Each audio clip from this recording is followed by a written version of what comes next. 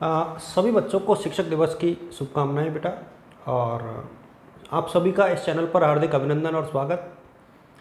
और इस वीडियो में मैं आप लोगों के साथ कुछ बातों के ऊपर चर्चा करूंगा और कॉम्पैक्ट तरीके से चर्चा करूंगा। 8-10 मिनट का ये वीडियो होगा। एक तो सब्जेक्ट जो अलॉटमेंट की लिस्ट है बीए पार्ट फर्स्ट की राजकीय कला कन्या महाविद्यालय कोटा की, तो वो जो लिस्ट है वो आपको टेलीग्राम ग्रुप पर मिल जाएगी। तो जितने भी स्टूडेंट्स हैं, चाहे आप कहीं से भी इस वीडियो को देख रहे हैं, उनको मैं सूचित करके बता दूं कि आप लोग अपने मोबाइल में टेलीग्राम एप्लीकेशन डाउनलोड कीजिए और डीएस एजुकेटर जो एक ग्रुप बना हुआ है, चैनल बना हुआ है डीएस एजुकेटर और जीएजीसी के government arts girls college Kota के नाम से है। तो ये दोनों ग्रुप यदि आप ज्वाइन कर लोगे तो आपको वहाँ पर ये लिस्ट जो है सब्जेक्ट की फर्स्ट ईयर की खास तौर पे वो मिल जाएगी। तो कोई भी स्टूडेंट हो, ये व्हाट्सएप पर इसलिए नहीं मिल पाएगी आपको क्योंकि व्हाट्सएप के ग्रुप पर जो बच्चे बाद में ज्वाइन होते हैं ना, उन तक वो लिस्ट नहीं पहुँच पाती। तो इसलिए इस लिस्ट को मैं आप लोगों के साथ टेलीग्राम पर शेयर करूँगा। तो जितने भी स्टूडेंट्स जुड़े हुए हैं फर्स्ट ईयर वाले बच्चे, वो टेलीग्राम डाउनलोड कर लें अपने फ़ोन में और टेलीग्राम के माध्यम से वो लोग जुड़ जाएं। एग्जैक्ट 9 बजे ये लिस्ट आपको मिल जाएगी अपने डीएस एजुकेटर वाले टेलीग्राम ग्रुप पर। और तब तक आप लोग व्हाट्सएप के ग्रुप भी ज्वाइन कर लेना, क्योंकि मैं कोशिश करूंगा कि इनको व्हाट्सएप पर भी आप लोग के साथ शेयर कर दिया जाए, जिससे कि आप लोगों को सब्जेक्ट के बारे में पता लग पाए। और इसके बाद कल शाम को हम लोग डिस्कस करेंगे कि किस प्रकार से जो सब्जेक्ट चेंज की प्रोसेस है वो आगे कंटिन्यूस होगी, तो उसको लेकर के भी हम लोग डिस्कशन कर लेंगे। एक तो ये रिजल्ट के, अब इसके बाद हम लोग रिजल्ट वाले सेक्शन पे चलते हैं। और इसके अतिरिक्त मैं एमए में जो आप लोगों के साथ कुछ डाउट्स थे कि एमए में इस प्रकार एडमिशन किस प्रकार से होंगे इस बार, तो उसके ऊपर भी मैं चर्चा करूँगा।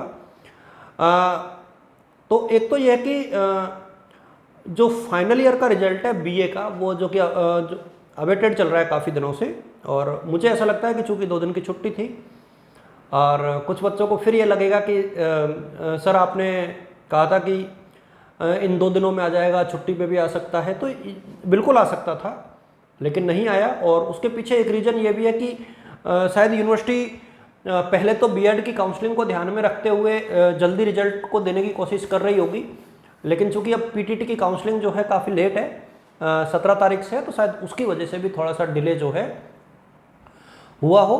तो अब रिजल्ट जो है संभवतया परसों तक यानी बुधवार तक आने के आसार मुझे लग रहे हैं। फिर मैं आपको बता दूं कि ये कोई कमिटमेंट नहीं है, ये सिर्फ एक अनुमान है और कोटा यूनिवर्सिटी की ऑफिशियल साइट पर ये परिणाम आपको देखने को मिल जाएगा आप लोग जब देखोगे तो। और दूसरा ये कि मैं सभी विद्यार्थियों से, चाहे आप कहीं से भी देख रहे हो, मैं ये अपेक्षा रखूँगा कि बेटा आप लोग चैनल को लाइक, शेयर और सब्सक्राइब ज़रूर करें। जो बच्चे नए हैं मेरे साथ, उनसे मैं एक रिक्वेस्ट ये करूँगा बेटा कि आज हम लोगों ने एक एप्लीकेशन लॉन्च की है सरदार पटेल इंस्टीट्यूट कोटा के नाम से, जहां आपको प्रैक्टिस सेट मिलेंगे, डेली के फ्री के टेस्ट मिलेंगे।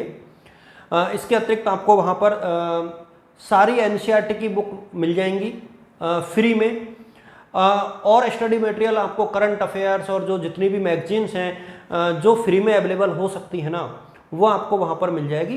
तो आप लोग अपने प्ले स्टोर पर जाइए, सरदार पटेल इंस्टीट्यूट सर्च कीजिए और उसको डाउनलोड कर लीजिए।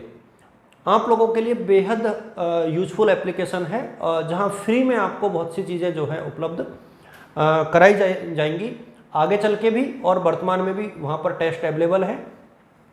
और आप लोग बढ़िया बढ़िया कमेंट कीजिए, जिससे कि और ज़्यादा उसमें अपग्रेड करने के लिए एक मोटिवेशन प्राप्त हो ऐप डेवलपर्स को। एक सूचना ये हो गई। इसके अतिरिक्त मैं आप लोगों के साथ एमए की प्रवेश प्रक्रिया के बारे में बात करना चाह रहा था। तो जो बच्चे इस साल एमए में एडमिशन लेना चाह रहे हैं, मैं उनको बता दूं कि एमए में एडमिशन की प्रक्रिया में अभी समय है। मेरे सामने अगले 5-7 दिनों में ये प्रक्रिया संभवतः शुरू हो जाए। तो जैसे ही ये प्रक्रिया शुरू होगी, शायद अगले सोमवार से हम लोग मान के चले, हो सकता है पहले हो जाए, लेकिन मैं एक मोटा सा आइडिया बता रहा हूँ कि माना कि मंडे से ये प्रक्रिया शुरू होती है, अगले मंडे से, यानी आज 5 तारीख है, यानी 12 तारीख के आसपास यदि शुरू होती है, तो फिर ये प्रक्रिया 10-15 दिनों तक चलती रहेगी, महीने भर तक चलेगी लगभग। पहले फॉर्म मांगे जाएंगे, उसके बाद डॉक्यूमेंट्स वेरिफिकेशन और जो दूसरी चीज़ें हैं वो कंप्लीट होंगी। तो मैंने कहा था कि जो इस साल रेगुलर जो एडमिशन लेंगे बच्चे, उनके लिए सेमेस्टर सिस्टम लागू होगा। सेमेस्टर सिस्टम का मतलब ये होता है कि हर सेमेस्टर में 4 पेपर होंगे और हर 6 महीने में एग्ज़ाम होंगी। 4 सेमेस्टरों के साथ आपकी पीजी होगी। जैसे 12वीं में इंटरनल एग्ज़ाम होते हैं ना, 12वीं और 10वीं में जो अपने सेशनल जिनको आप बोलते हो, इस तरीके के सेशनल्स आप लोगों के होंगे। कुछ सब्जेक्ट में अलग अलग होंगे। सोशल साइंस की और ह्यूमैनिटीज़ की जो सब्जेक्ट हैं, सोशल साइंस का मतलब है जैसे कि history, political science, economics, geography, public administration, है ना, फिलॉसफी, इस तरीके की जो सब्जेक्ट हैं उनमें 100 नंबर का पेपर होगा और 50 नंबर के सेशनल्स होंगे। यानी ओवरऑल हर पेपर 150 का होगा, यानी एक सेमेस्टर 600 अंकों का होगा। और जो बाकी सब्जेक्ट हैं जिनमें बहुत ज़्यादा प्रैक्टिकल होता है, जैसे कि म्यूजिक है, ड्राइंग एंड पेंटिंग है, उनमें अलग पैटर्न होगा। एमएससी एमकॉम में मेरे सामने उसमें भी पैटर्न अलग होगा। आप लोग के पेपर शायद 100 नंबर का होगा, जिसमें 70 नंबर का पेपर और 30 नंबर के सेशनल्स होंगे, प्रैक्टिकल अलग से होगा। तो इस तरीके का कुछ फॉर्मेट रहने के आसार हैं, अभी श्योर इसके ऊपर नहीं है, लेकिन यही पैटर्न रहने के आसार हैं। और ये सिर्फ रेगुलर के ऊपर लागू होगा। प्राइवेट बच्चों का जो पैटर्न है वो वही रहेगा जो कि पहले से कंटिन्यूएशन में चला आ रहा है। एक चीज़ और इसमें मैं ऐड ऑन करना चाहूँगा, वो ये है कि जिन बच्चों ने इस साल प्रीवियस पास कर लिया है, या जो इस साल जिन्होंने प्रीवियस का एग्ज़ाम दे लिया है, पास हो जाएंगे, ये अपेक्षा है कि आप लोग पास हो ही जाओगे यदि एग्ज़ाम दिया है तो। उन बच्चों को भी अभी सेमेस्टर में नहीं आएंगे वो लोग, उनको पुरानी जो स्कीम है, यानी एनुअल जो स्कीम है जिसे वार्षिक योजना बोलते हैं, उसके अकॉर्डिंग उनके एग्ज़ाम्स होंगे और उसी के हिसाब से उनके पेपर्स कंडक्ट किए जाएंगे। तो एक चीज़ ये हो गई। दूसरी मैं आपको बता दूं कि इस पूरी प्रक्रिया के दरमियान जो देखने लायक बात है वो ये रहेगी कि आप लोग इस बार एडमिशन ज़रूर लें पीजी में। पीजी में एडमिशन के लिए मैं सब्जेक्ट के ऊपर एक दिन डिस्कशन ज़रूर करूँगा कि आपको किस सब्जेक्ट से एमए करने चाहिए और किस सब्जेक्ट में कितना स्कोप है। मैं सब्जेक्ट वाइज डिस्कशन करूँगा हर बच्चे के लिए। हिंदी के लिए अलग, इकोनॉमिक्स के लिए अलग, पॉलिटिकल साइंस के लिए अलग, सोशलॉजी के लिए अलग, तो सबके लिए अलग अलग डिस्कशन, एक अलग से वीडियो सारी सब्जेक्ट वाइज अलग अलग बनाया जाएगा। Career opportunities with each subject, है ना।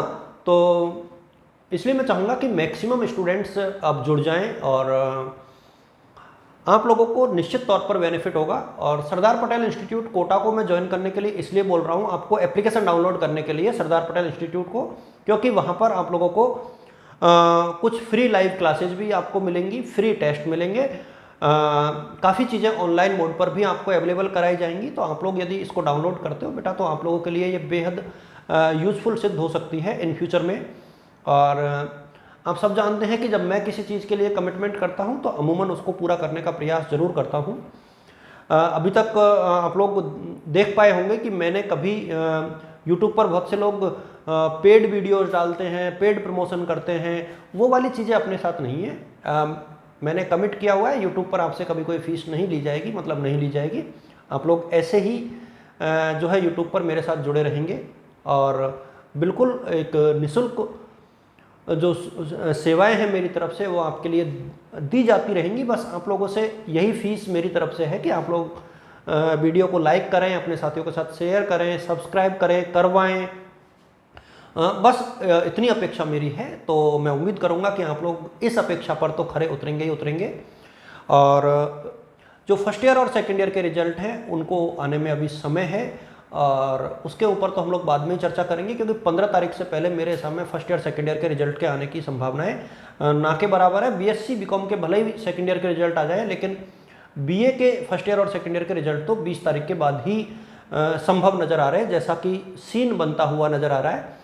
और कल से बीएड के पेपर शुरू हो रहे हैं, तो उन बच्चों को मेरी तरफ से शुभकामनाएं। आप सभी को all the best, good luck. और एक बार पुनः शिक्षक दिवस की सभी बच्चों को हार्दिक शुभकामनाएं। थैंक यू सो मच बेटा कि आप लोग मेरे साथ जुड़े हुए हैं, और उम्मीद करता हूं कि हम लोग बहुत सालों तक जुड़े रहेंगे। आपके करियर के निर्माण में हम लोग अपनी भूमिका को निभाने का प्रयास करेंगे, और ये हम लोग प्रे करते हैं ईश्वर से, ऊपर वाले से, कि इस लायक हम लोगों को बनाए, इतना सक्षम हम लोगों को बनाए। वो कहते हैं ना कि अपनी जो प्रेयर होती है, इतनी शक्ति हमें देना दाता, कि मन का विश्वास कमज़ोर होना, तो मन का विश्वास हमारा कभी कमज़ोर होना नहीं चाहिए। और माँ शारदे के आशीर्वाद से और अपनी खुद की इच्छा शक्ति के चलते, आप लोगों के सहयोग से हम लोग जो है निरंतर आगे बढ़ते रहेंगे, और एक साथ मिलकर के करियर के निर्धारण में, करियर के लिए और जो अवसर हैं वो क्रिएट करने की कोशिश करेंगे। आप सभी को मेरी तरफ से शुभकामनाएं। All the best, good luck, thank you so much बेटा।